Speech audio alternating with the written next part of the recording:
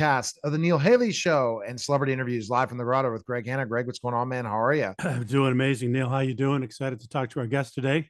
I am too. I mean, just think about the places he's been, from modeling to acting to political life, race car driving. We got to talk about that. Antonio Sabato Jr., welcome to the show, man. And you know what? It's so crazy how we in this media world, how I connect with people.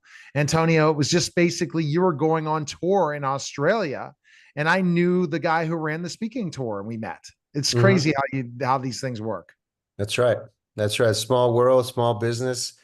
Everybody knows everybody at some point or another. But I'm fortunate enough that I travel all over the world and I see a lot of people. I meet a lot of people like yourself and stuff. So it's thank you for having me on your show.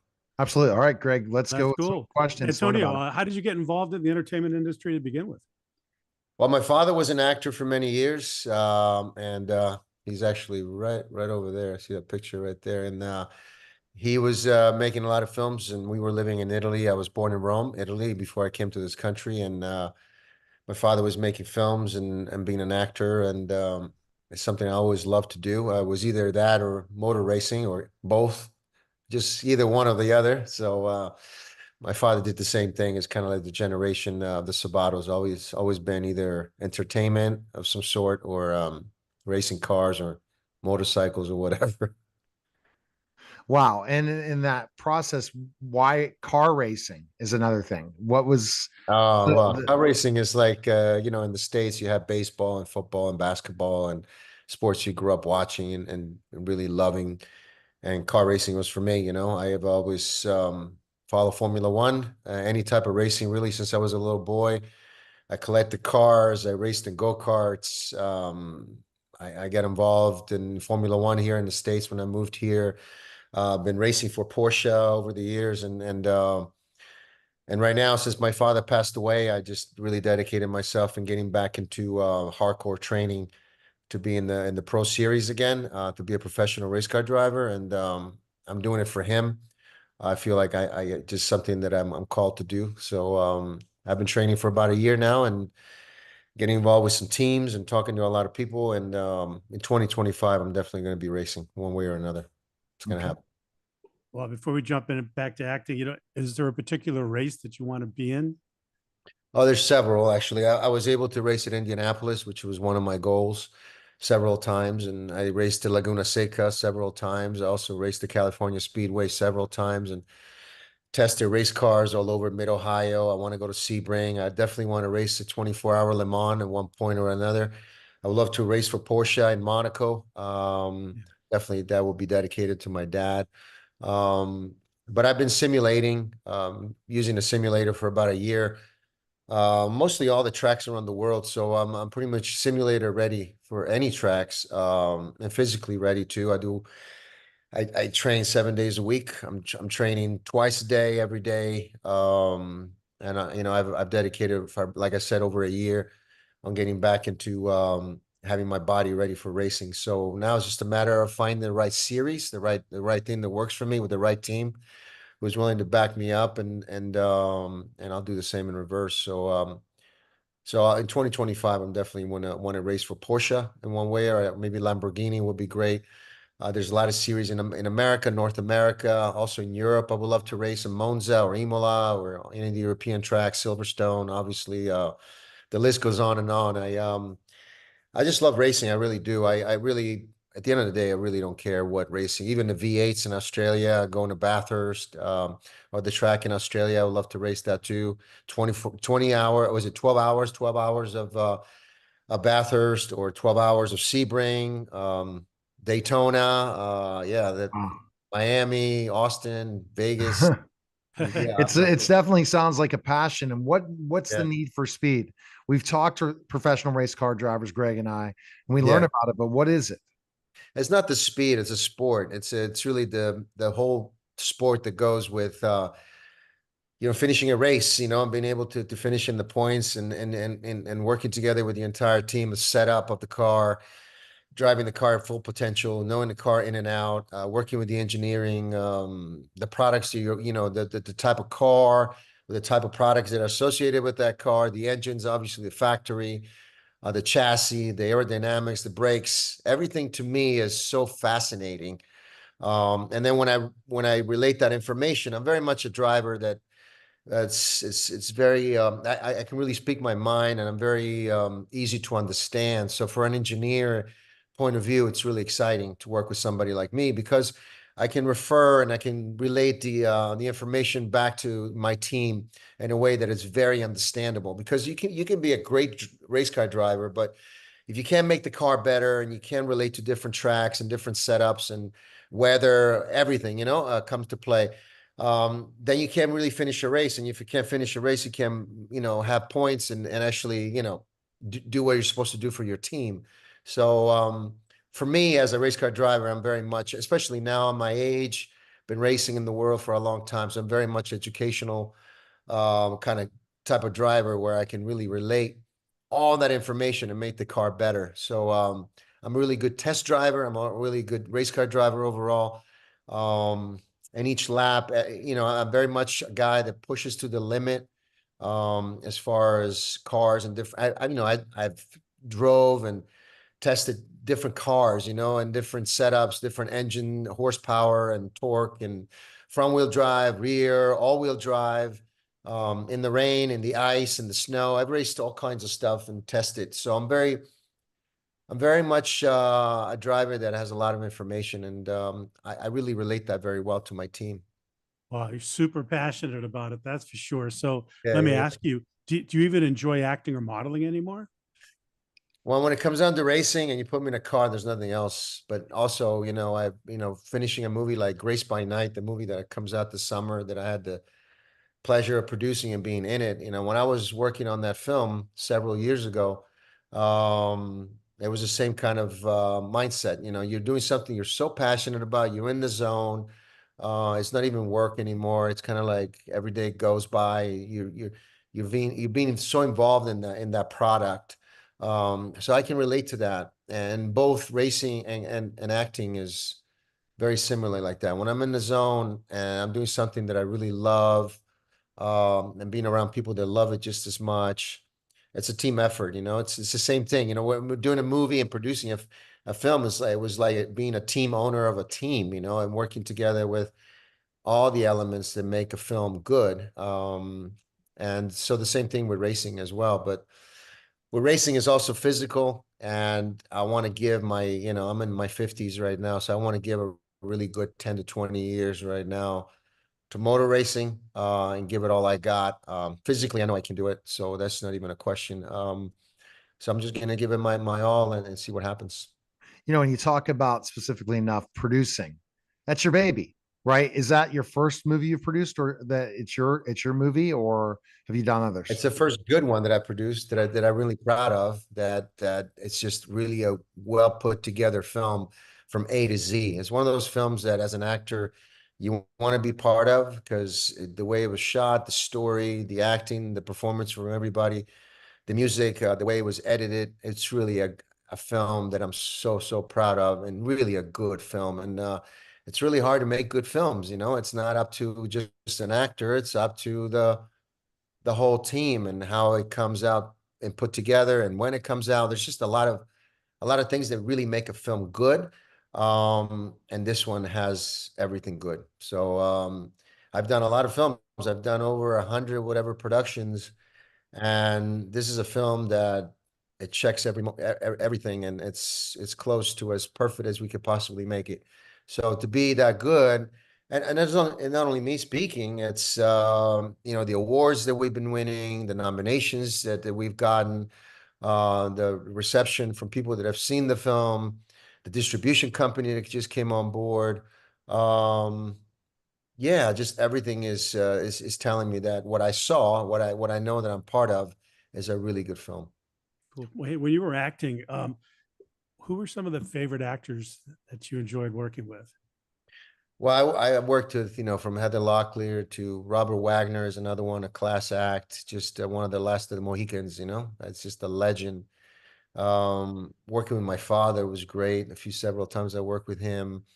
Um, I just love working with Michael Ironside, Eric Roberts. The list goes on. Just people that I just sat around and talk stories about movies that they've made and situations, directors that they work with, and how was it working with this actor and such and such and such. So I've met a lot of people. I met people from De Niro to from athletes to Sugar Ray Leonard, one of my favorite boxers, and Michael Schumacher, seven-time world champion, F1 driver, so many other drivers. So this business and from the athlete part of it, the racing also, and acting have really introduced me to a lot of amazing legends, from Chuck Norris to, I even worked with Bruce Lee's daughter. I've met presidents, vice presidents. I've met people from all over, from all over. And you just learn a lot from human beings and what they've done and the amazing things that they have been able to do, and win races or win awards, or, working with William Friedkin, who did, he directed The Exorcist and French Connection. He passed away several years ago, and God bless him. And work with people like that and so many others. I mean, the list is long. I am just fascinated by the fact that, one, I'm still in it, still doing what I love to do. Um, and also just the fascinating life that I've had and the people that I've encountered and worked with. And it's been incredible. I've been truly blessed. I think now more than ever, because you want to create your own stuff, be a producer, have your own things. It's important because there's content needed now because of the Yeah. strike, because of what's gone through. There's a huge opportunity for Yeah. creators right now, isn't there? There is, and there's a lot of countries that need to benefit from that. Like for example, Australia. I opened up a studio over there, production company there. There's a lot of possibilities there for new content. There's always room for new content. I mean, in the industry that I work in, the industry that we all work in is really an industry that needs more information, more content, more shows, more positive shows, I believe.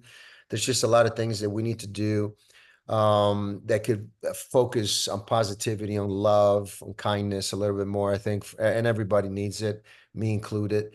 So I would love to do more shows that are truly positive and make you feel good by the end of each episode. And I think that with so much information coming to us in our social media, we're introduced to a lot of negativity because that's the one that catches the most eyes. And I think we need to focus on more positivity that catches the eye instead. Yeah. So I've noticed, over the years, you've been very involved in politics. Let's Yeah. talk about that a little bit. How's that been for you personally? Well, your career? I was in politics because I wanted to find out for myself how it really works, how the whole system really works for both parties. And now I'm an independent. I don't take sides with either party. I decide when it's time for me to vote to decide who I'm voting for, but I'm not, both parties are wrong, both parties are right. But at the end of the day, they're all working for the money, they're all working for the dollar. And there's only a few individuals who actually care. Because being a politician, or at least the politicians that I wanted to become, was a citizen who really cared about the neighbors, the environment, the neighbor, the country, the flag, the military, things that really, that I'm really, just really 100% for. In my core, who I am is really, in this country, which I love so dearly. So for me, it was like, let's learn as much as we can. Let's get in. Let's see how it works. And I was just, I knew it was bad, but I didn't think it was going to be as bad as the things that I saw and how the whole system works. The government, unfortunately, and this goes from any government, even the Italian government, is just even as bad, but they don't care about the American people. Both parties don't care about the citizens. They don't care about their neighborhoods. They really don't care. All they care about is themselves.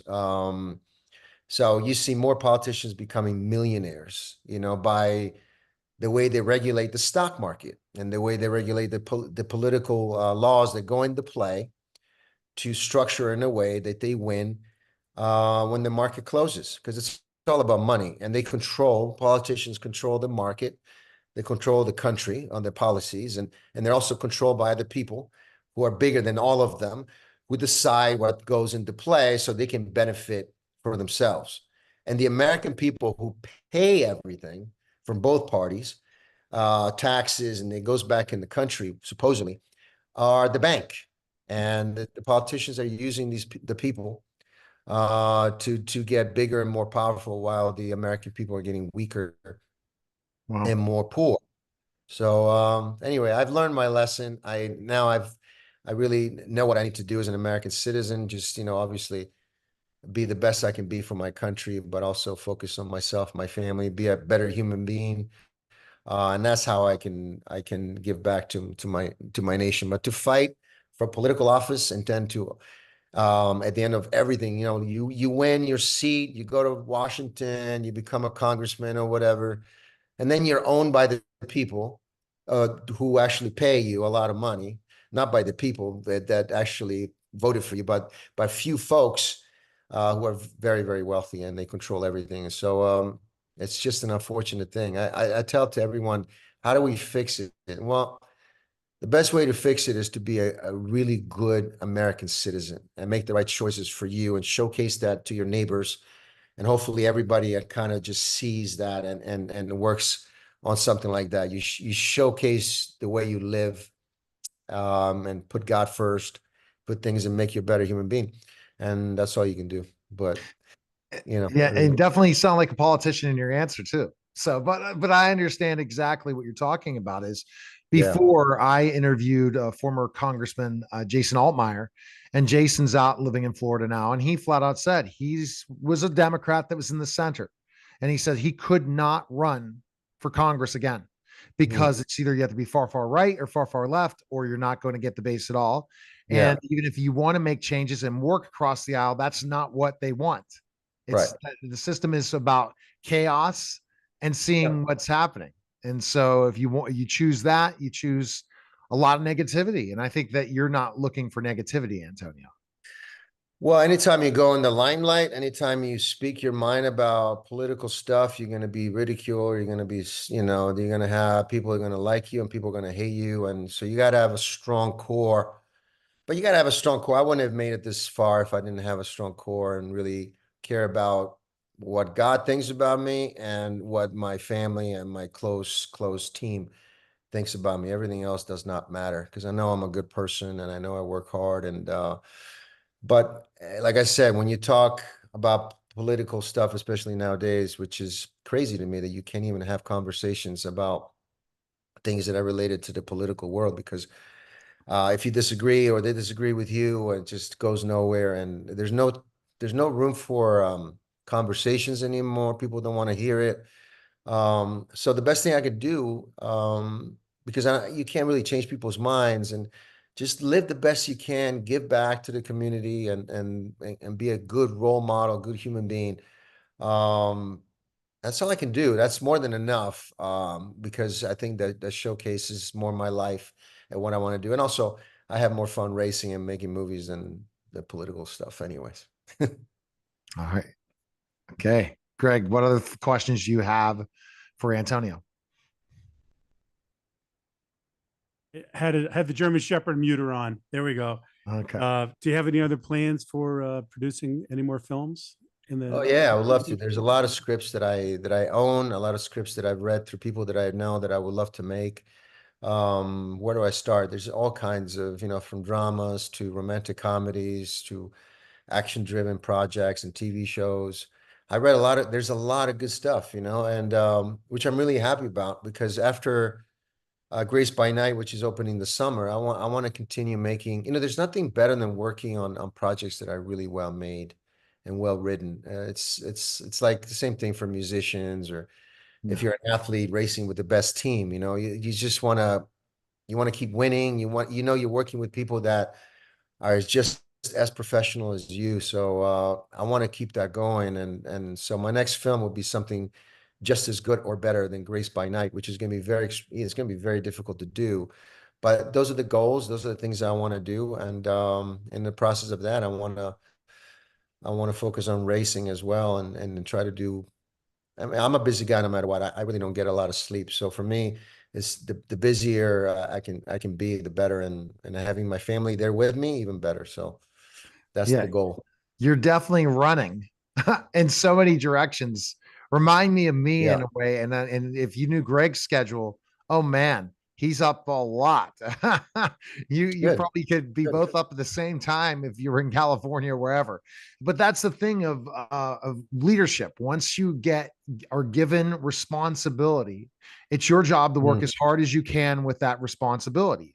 And with your brand as a celebrity, your brand as the ability, because you've done well in your career, to make a difference and get other people work and entrepreneurship in general. That's what it is.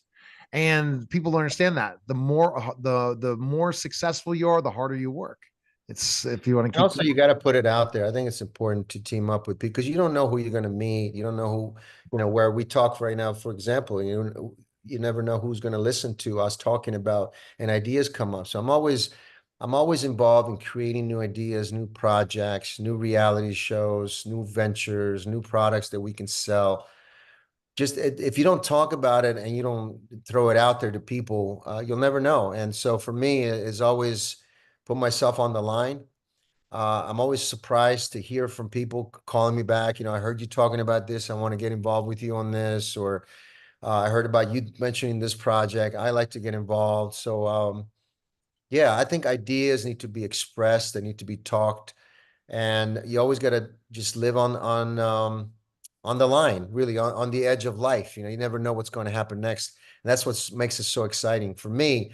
Is that I'm always pushing and always throwing it out there to see who can be, who wants to work with me. We never know what ideas they want to do. We can combine them together with mine, and there's just a lot to do. The day's not long enough.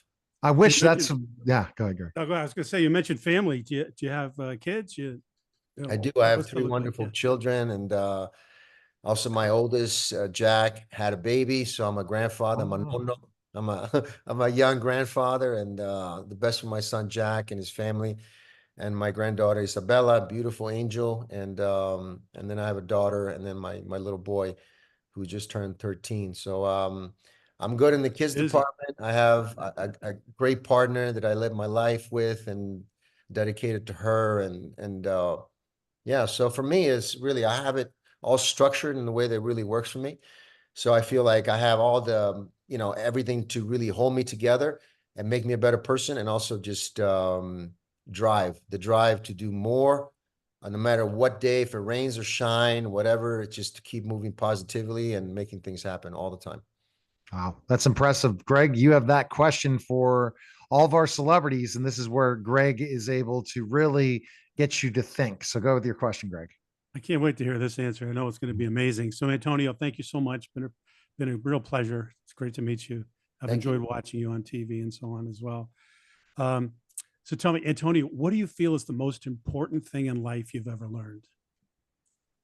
Oh, the connection that I have with the Lord, the connection that I have, my faith, and how far I've been pushed against the wall, and you feel like it's over and the end of the line, and life is not worth living. But faith has kept me together, and it's shown me that life is so much more worth living for. God, Jesus, the relationship that I have with Jesus Christ is incredible.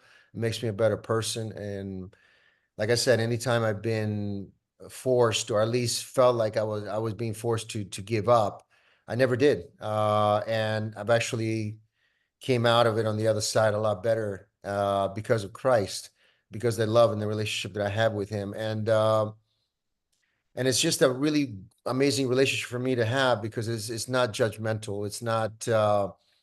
It's a personal relationship, but it's unconditional love. And when you have that much love, for you, you start living it differently. You start wanting to give that love to others, and anytime there's a moment of lack of integrity, or you feel like you're not doing enough, Christ just puts me back to a humble place, and so that humble place makes me a better person, makes me a better person with the people that I'm associated with, makes me a better person with the type of professionalism I want to bring on a movie set, or on the team, or how far I'm willing to push as a driver, as an athlete, to train really hard, to have that diet, to have that regimen, to be dedicated to my girl at home, to be the best husband I can be, to be the best father I can be, to learn from my mistake, to say, oh, I did something I shouldn't have. I'm sorry.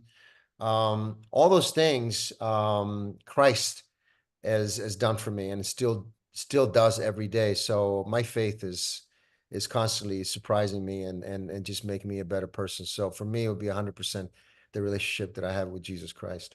Wow, beautiful answer. Thank you. That was a great answer. Is there a place to learn about the film this summer, or you do have a website yet for that? Everything will be posted on my Instagram. That's just the easiest way to see. We just won some more awards for the movie. So the last that I've known, it was the film that's coming out this summer between now and August.